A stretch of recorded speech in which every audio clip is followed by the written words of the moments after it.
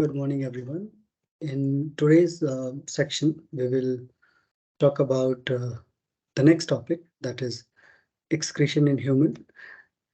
I am making a series of video on the topics which is based on the current Cambridge syllabus. Who is going to give exam in 2024, 2025? This video will be beneficial for them. So in today's session, we'll continue with chapter 13. So before going in the topic, let's see the syllabus outline, what all things we have to study. So we have to study. So we have to study the topics such as carbon dioxide is excreted through the lungs. So we'll talk about how and why it is important the removal. Say that kidney excrete urea, excess water, and salts and ions. Identify the diagram of the image of the kidney related to few uh, identifying part related to urethra, bladder, and ureter. Then we'll see the internal structure of the kidney limited to cortex and medulla only. So we don't have to go in the detail. Then outline the structure and function of the nephron and associated blood vessels limited to the role of glomerulus in the filtration from blood to water, glucose, urea, and salts. Second is the role of nephron is to reabsorption of all the essential things back to the blood. And the third is the formation of urine containing urea, excess water, and ions. So detail about this particular process is not required here, so we don't need. Then we'll describe the process of liver, how liver performs assimilation of amino acids, and how uh, the proteins are converted into uh, harmful. I mean, the harmful part of the protein, that is amino group, is removed. Then instead the urea is formed in the liver. Then process of deamination, that what I was discussing right now. Then we'll talk about excretion importance limited to toxicity of urea. So this is chapter 30, and this is a very short topic. We'll try to cover it in 40 minutes of the lecture. So let's begin. So in this topic, we will see all the organs which are related to this particular section, like kidney, liver, and all. And I will also discuss some past papers um, questions which generally um, Cambridge asks in the exam. So let's begin. So first, what excretion in human is. So unlike water, human uh, have organ which is a specialized cell. So when we say specialized cell, the meaning is they are doing one function. Right. There is a possibility that organs are doing more than one functions. Right. So in this specialized cell is your nephron cell. The nephron cell is the specialized cell here. They do the removal of excretory substances. So when we say excretory substance,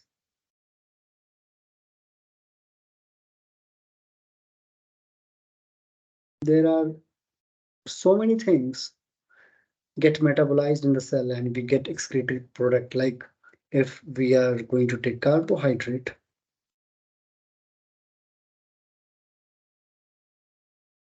the excretory product, this particular food molecule is a carbon dioxide. If you are going to take fats, it is going to get metabolized in the cell. Again, you will get CO2.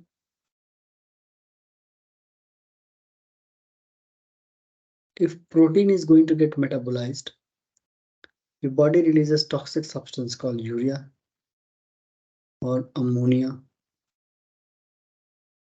In some animal, it produces uric acid.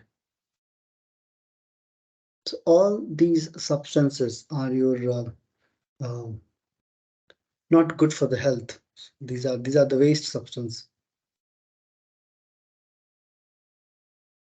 So waste substance, that means it must be removed immediately, else it will affect your basic metabolic reaction in the cells.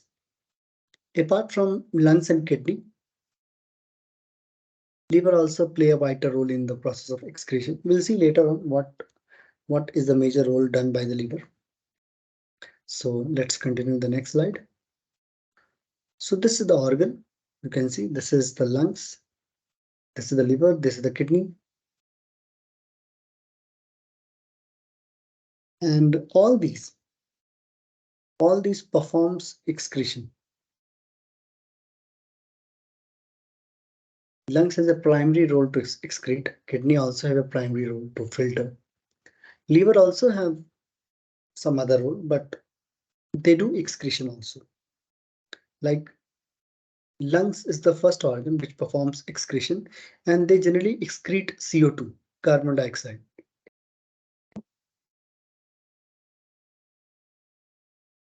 By the process of cellular respiration, the food molecule is being metabolized and CO2 is produced. So that excretory product is released out from the body. So the lungs excrete carbon dioxide as a waste product of aerobic respiration during the exhalation process.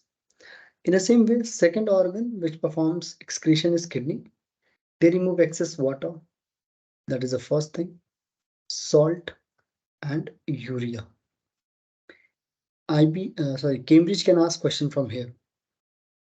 Kidney releases excess water and salts. Namely, another substance which kidney also excrete. So you can write urea. Don't write ammonia. Don't write uric acid because it is not given in the syllabus. So as per the syllabus, we have to stick to the syllabus guideline. Now, what is the explanation? So the kidney excrete excess water, excess salt and urea by producing urine. So in the form of urine, all the waste substances are dissolved and it is excreted out of the body. So when it comes to describe or define the term, so we have to be very clear here. So generally, Cambridge asks question of 3 marks. So first marking point will be that this is the process of removal. You are removing something. What you are removing? Waste substance.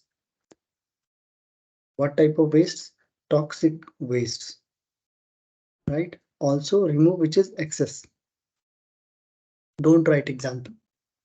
Right? Carbon dioxide must be excreted as it actually it is highly soluble in the water. Highly soluble, I mean the meaning is uh, water can CO2 can dissolve in water and they can make carbonic acid. So if carbonic acid is going to produce, then it will create an acidic condition and it will lower the pH of the cell.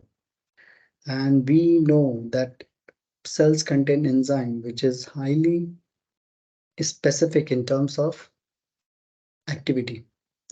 So if pH is changed, obviously enzyme activity is going to change, which is essential for controlling the normal metabolic reactions. So we have to maintain pH also.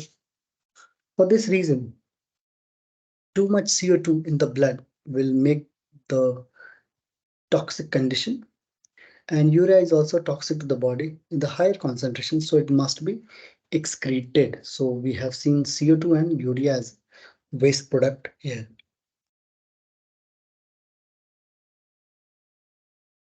This is the whole system, right? So in this system, what is important, what you have to know here is, I will write the name. So first you have to know kidney, number 1. Number 2, ureter. Number 3, bladder. Number 4, urethra. Right? These are the 4 major labeling they can ask in your exams. What kidney do? What is the kidney? Kidney is a bean shape like this.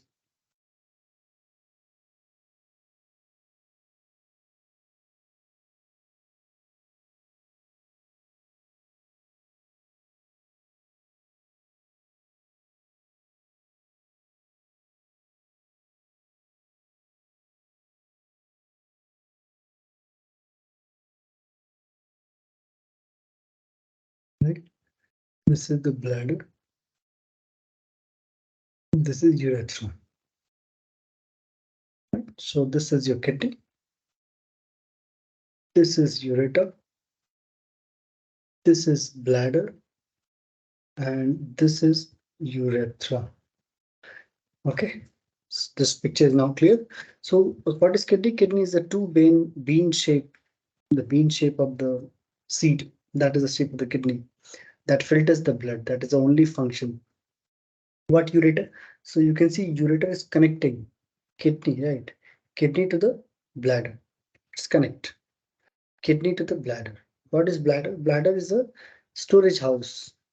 It stores urine, right? Salts, urea.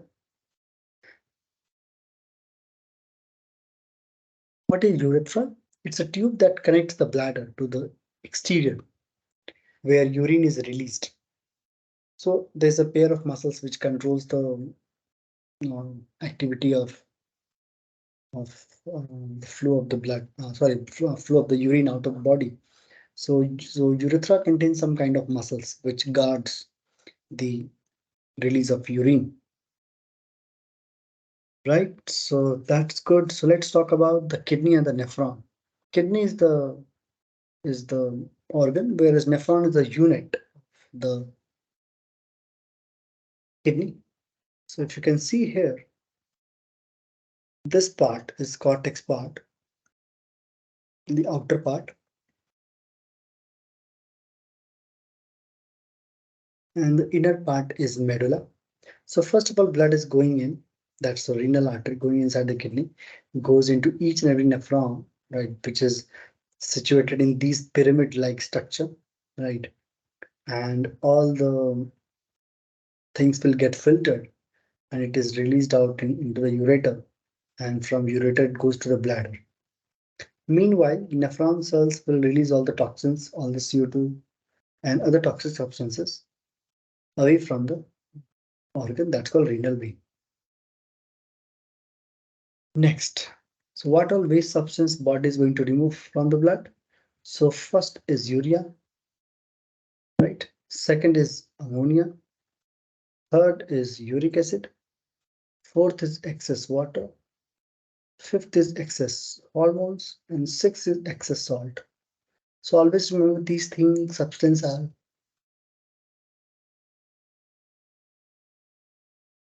continuously being removed from the body. And it's very important to remove. If it is not going to be removed, then it will get accumulated and it will disrupt the cellular function. Okay, so now this is a single nephron cell, this one. And so you can see this nephron is highly coiled form. So this C-shaped structure on the top here it is. Let me use my laser pointer. Yeah, this one. The C shape which you can see, that's a Bowman's capsule. Then it's a long tubes comes out from the Bowman's capsule called PCT, proximal convoluted tubule. Then it goes down, descending down, called loop of Henle. Then ascends up, going up, that's called distal convoluted tubule, DCT, and then merges to the collecting duct. So how the urine is formed, let me give you the basic idea. So blood is coming into this uh, in this section inside. So there's a narrow space and the blood is coming with high pressure here. So blood will go in, all the things will come out from the cell, come out from the blood and get stored here. That's called filtrate. We call the term filtrate. Right? We'll see what filtrate contain later on. Right after that, all the essential things are going to get reabsorbed and all the non-essential things will remain in the urine and it get collected into the collecting duct.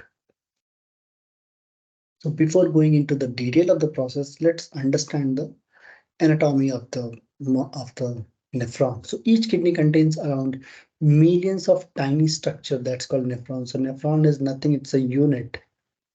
It's a unit of the cell or the organ, right? Known as kidney tubules and also called renal tubules. So PCT and DCT, these two, we can call these two as a renal tubule. Next, the nephron starts in the cortex. If you have seen the structure of the kidney, let me draw it here for you all. And the ureter comes out into this. So if I can divide the kidney into two halves, right? So this is cortex, and the innermost is called medulla. How to remember this? Medulla means middle. Always remember like this. Or you can say C come first in the alphabet. So C is this one, outer layer, right? So the context of the nephron drain into the innermost part of the kidney, and the urine collects there before it flows into the ureter, and then to the bladder for temporary storage. Now the process completes in actually two steps, right? In your syllabus, we have a two step. So let's see what are the two steps. First, ultrafiltration. So as the name suggests, ultra and then filtration. The meaning is even the minute things are going to get filtered here. Ultrafiltration is going on.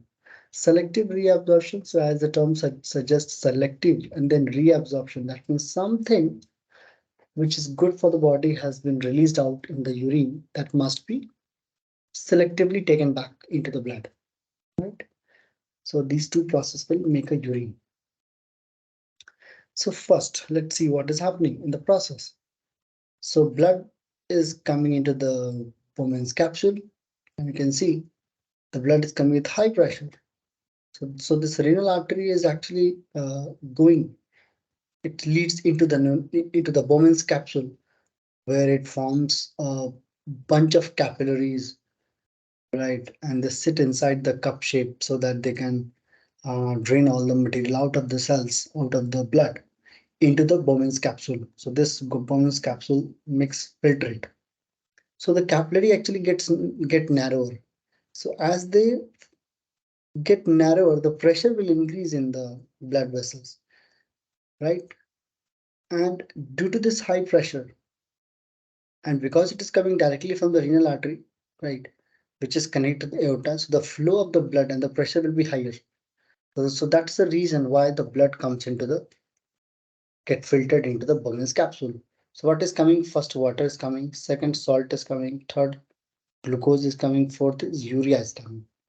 So if you can see, water, salt, glucose, urea. Among all these three, this is important, right? So 100% glucose is going to get reabsorbed, 100% because it is important.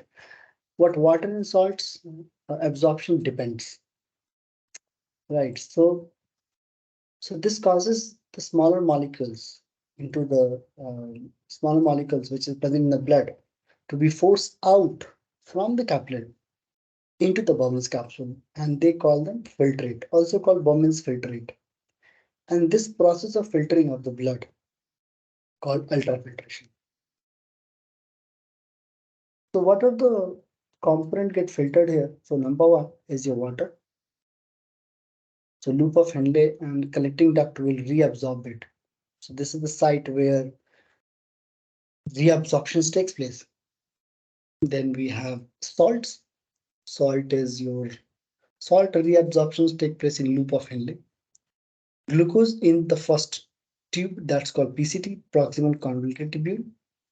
And the urea is not absorbed in the body at all because that is toxic. This must be removed out. Now, when we talk about selective reabsorption, we have to be very clear that what are the things going to get to recollect, right? So first we'll talk about reabsorption of the glucose. Now listen very carefully. Once the glomerular filtrate enters the women's capsule, all the, I guess, 70 to 80% of the glucose is reabsorbed. I mean, 100% of the glucose get reabsorbed in the first tube, that is PCT, this one, which is starting from here and ends still here. So this PCT play a major role in absorption of the glucose. And the reabsorption of this particular process occurs by active transport. So reabsorption of glucose is not going to take place any other places because to facilitate the movement of the glucose molecule from the nephron into the blood is controlled by channel protein. And second thing, you need energy also for the movement of particles from higher concentration to the lower concentration into the blood through PCT. So the nephron is adapted for this by having many mitochondria in them, because of course for active transport we need energy. From where the energy will come? So that is coming from the nephron. So in a person, the normal blood sugar level, there are enough gates present to remove all the glucose from the filtrate back into the blood, right? So without that particular gate, it's impossible that glucose will go out from the urine.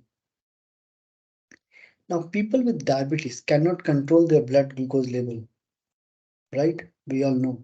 And they're often very high, meaning not all of the glucose filtered, but can be reabsorbed into the blood in the PCT. So there is a chance that it's going to get reabsorbed. So as there is nowhere else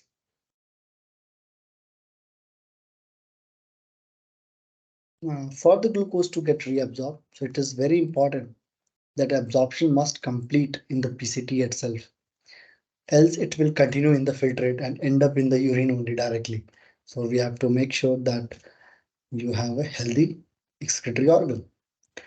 This is why one of the first tests a doctor may be checked if someone have diabetes or not by checking the urine test, right? So if you can see in the flow, so first the blood is coming in, and then second you can see the point. Second point says that the selective reabsorption of glucose takes place here by active transport, and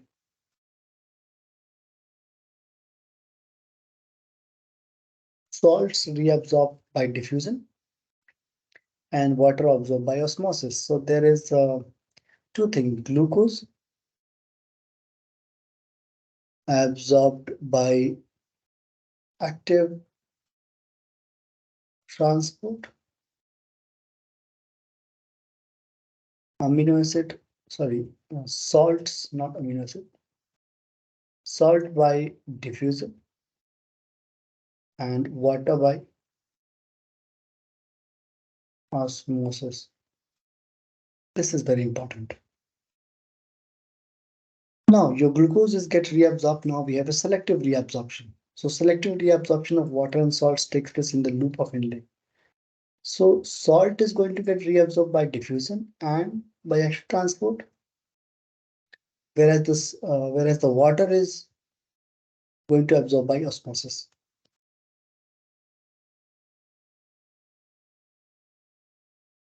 The role of liver. Now we'll see what is the function of the liver in the process of excretion. So see, liver has many functions, right? So I will point out what all functions are important.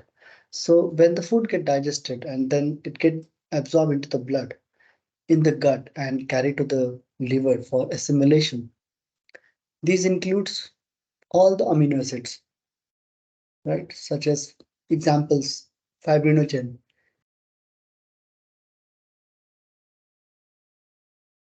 So excess amino acid is absorbed into the blood and they are not needed to make protein directly. So first it is stored and later on it is broken down by the process of deamination. So what is deamination? The amino group of the amino acid, that means NH2 part, is removed. That is why we call deamination. Deamination means remove. We are cutting it, right? Second thing, so first is excessive removal. Then second is enzyme in the liver split into amino acid molecule. So destruction of the enzyme also takes place in the liver. Part of the molecule which contain carbon is turned into glycogen and it gets stored also. That's the third point, very important. Text. The other part which contain nitrogen is turned into ammonia. Wow, which is highly toxic and so is immediately converted into urea without any time wastage. And urea is less toxic. So the urea dissolved in blood and taken to the kidney to the excreted, and a small amount also excreted in a sweat. So when you are sweating, some part of urea, salt, water is going to get excreted out from the body. So what deamination means? So as I said, that amino acid is consist of four things, right? So we can see in the diagram, first is the amino group, then we have hydrogen, then we have a variable group and carboxyl group, right? So this group is going to get removed.